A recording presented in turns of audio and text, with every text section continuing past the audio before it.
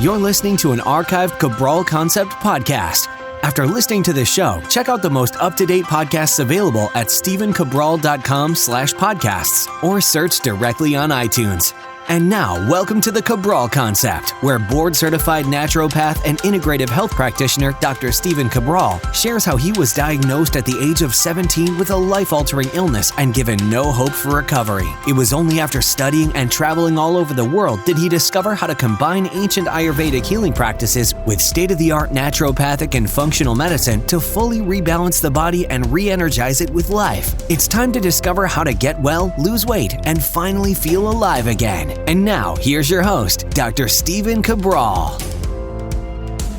Today, on a Friday review, we're going to talk about a bunch of different topics, but many of them related to this time of the year, which is seasonal allergies.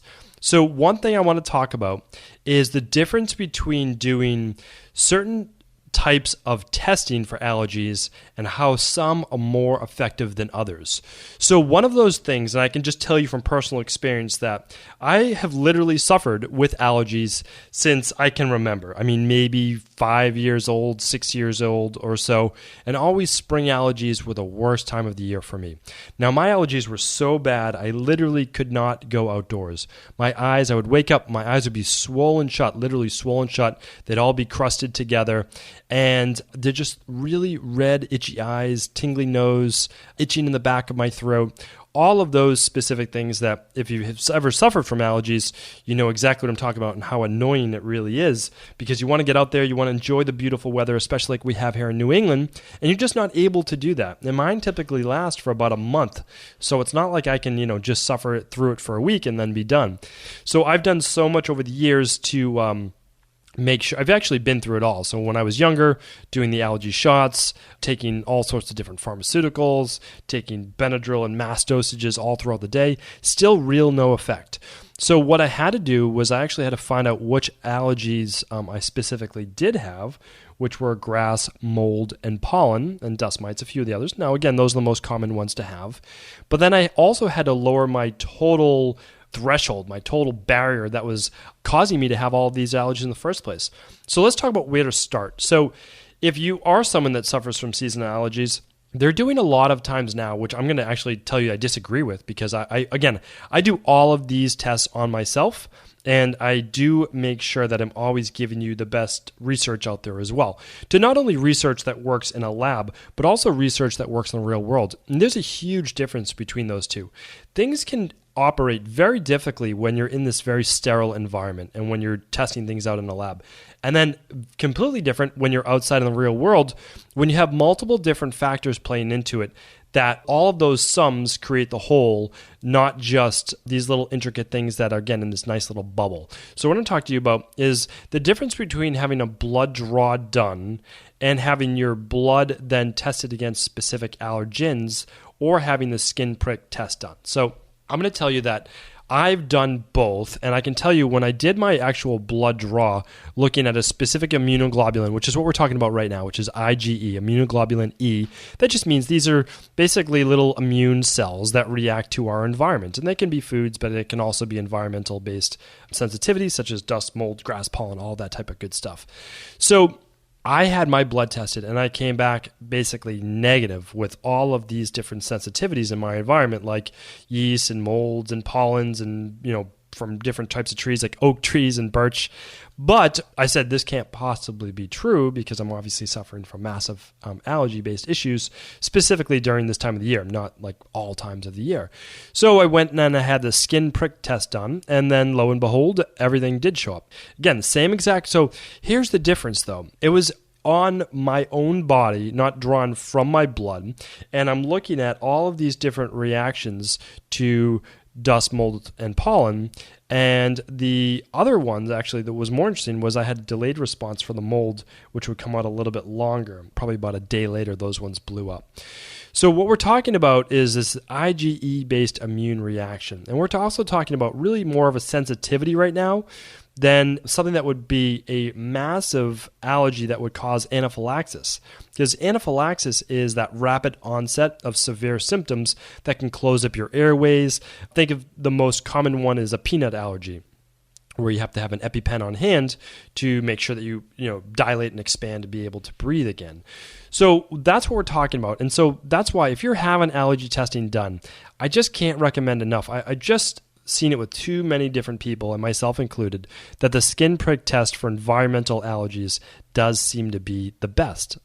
Again, I'm giving you my opinion, but I'm also telling you what I've seen in the research, and I'm telling you what I've seen work. I'm not going to talk about allergy shots here today.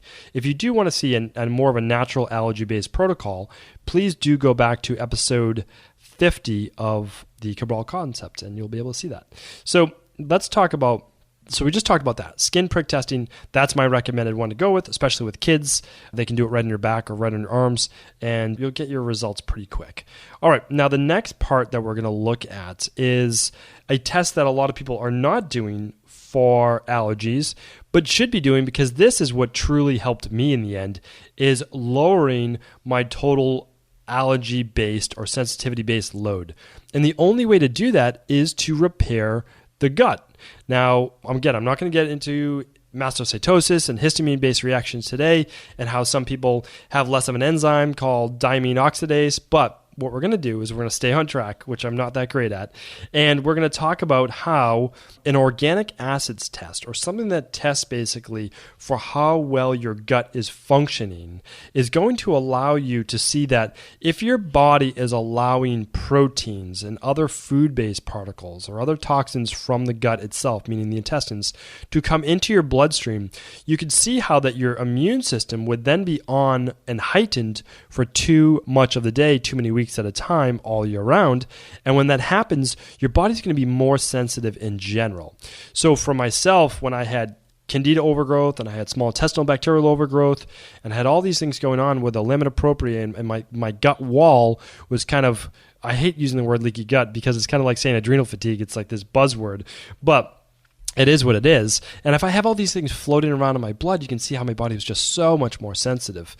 My lymphatic system was congested, liver congestion, all of those different things where your body has to start to detoxify. So definitely recommend as a second test, and very, very overlooked. I don't know too many people that are really talking about it, is doing an organic acids test. And that's simply a urine-based test, so easy for kids to do as well. Fun for the whole family. So you're just collecting your first morning urine. That's really it. Very, very simple, very easy. All right. So I do want to switch gears and switch topics just for a second. Please do let me know, though, if you have any allergy-based questions. Remember, you just go to stevencabral.com/Ask Cabral, and you can ask me any questions you have. I mean, literally, you ask it to me, and I will answer your question on the show. So if there are more allergy-based protocols you want to know about, if you want to know about my thoughts on allergy shots versus sublingual drops, I'm happy to answer those. All right, so our last one, I always want to review at least one book a week. I'm going to do my best to do that because I do read multiple books per week, and I love reading as much as anybody, I would say. And so some of them are nice, just little short books. And some are giving you a little bit of boost of motivation first thing in the day and then before bed, which is what I want you to start to fill your mind with, is those positive vibes and those positive thoughts that you really can achieve anything that you want to achieve in life. Now, the big difference with me saying this to you is I'm not just, pumping you up. What I'm saying is you can achieve anything that you want in life, but it doesn't mean it's going to happen tomorrow. And for someone that can be impatient, such as myself, I had to learn these things over the years, is that I had to understand that we're all on a journey, that this is all part of a process. And so I do like to keep myself on track as well, and I hope that I can help you with that as well. So in the future, I'm going to recommend just a bunch of books that you can read 1 page a day, because I know that you can read 1 page a day. And so what they do is they kind of put you in the right mindset for the entire day and then also for the week.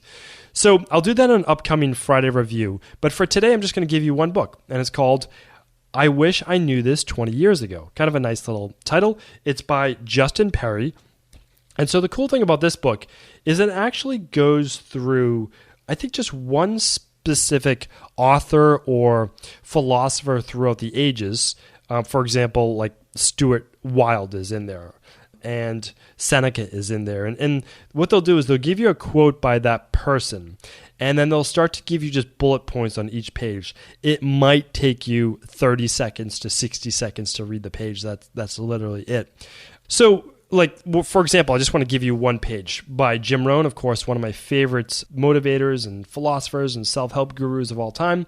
And it just gives you a topic. So this topic would be, it says, on taking risks.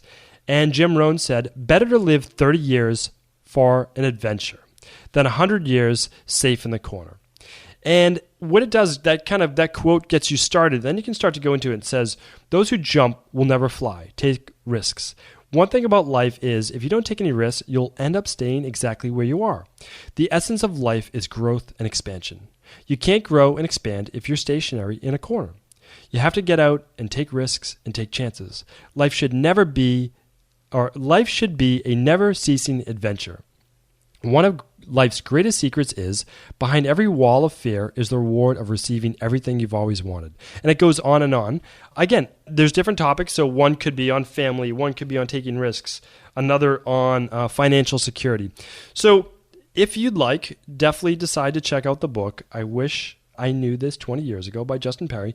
And I'm going to review a few more in the future as well, because I do like to help people stay on track. The days go by too quickly, the weeks go by too quickly, and before you know it, a year's gone by and you haven't accomplished what you want to accomplish. So hopefully I can help you with that. Thank you again for tuning into the Cabral Concept. Before you go, I wanted to share a personal story with you. The real reason I began to get well finally is because I figured out what was wrong with me. And that might seem pretty obvious, but I went from doctor to doctor for over 2 years before discovering at-home functional medicine lab testing. These are the labs that enabled me to finally figure out what was wrong with my hormones, blood sugar, electrolytes, and gut health. And once I knew what was wrong, I could then follow a proven plan in order to rebalance my body from the inside out. This is why I believe so strongly in functional medicine lab testing and why I've made it my mission to share these labs with the world. Now at equa.life, you can order an at-home lab test or lab bundle for you and your family and be able to complete it within the week. Plus, the EquaLife difference is that you're not left to try to read and figure out these labs on your own. We explain what your lab numbers mean, what they mean in the much bigger picture, and then how to go about rebalancing your body in order to heal. To see our full selection of lab tests, or to set up a free lab selection call to find out what labs may be best for you, simply head on over to equa.life/labs. And do remember, we ship these all over the world.